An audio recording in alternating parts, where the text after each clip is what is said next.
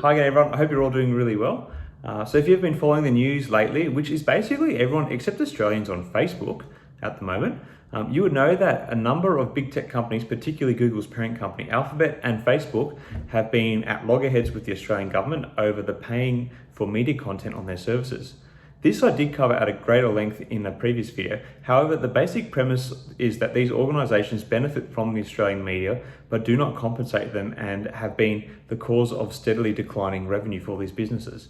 It is a problem around the world, and to remedy this, the Australian government is looking to pass laws which have now passed through the lower house of parliament to change this. These laws are perhaps the strongest to date from any OECD country, so all eyes are on this situation in Australia at the moment as it sets a bit of a global precedent. So Alphabet has actually been quite proactive and has started making deals with individual media companies in Australia, which was the intention they had at the start. So the heat has shifted away from Google. The other big organisation caught up in this is Facebook, who has kind of openly declared war on the Australian government and media. While the laws are still not legislated, as they have not passed through both houses, following the bill passing the lower house, Facebook took the preemptive action and banned all Australian media sources from sharing content on their platform. This was a broad move, and they not only blocked Australian media sources, but also blocked a number of emergency services from posting. Needless to say, Facebook did receive a lot of backlash in Australia over this, and they changed their settings within about 24 hours so that emergency services, which included the Rural Fire Service, policing and ambulance services from the various states, could still post. Facebook has had a long history with flirting rules and laws. This was especially a bit of a thing in their early days. The temporary blocking of emergency services, particularly during the Australian summer bushfire season, has been seen by many as an open attack on Australia.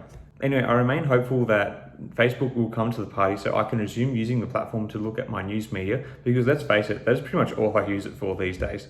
And many others are like that.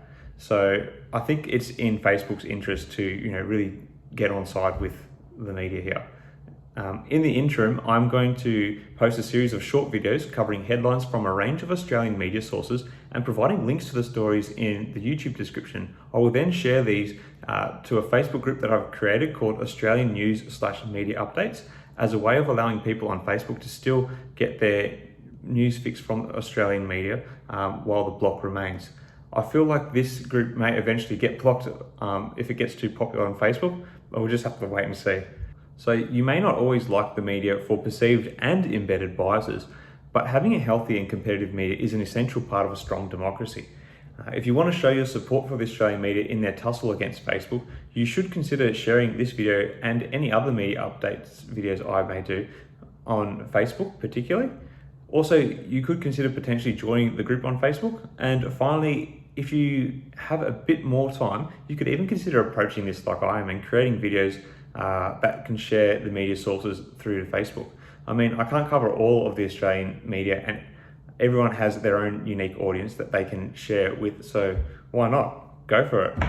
Anyway, thanks for watching, guys. I'll see you next time. Cheers.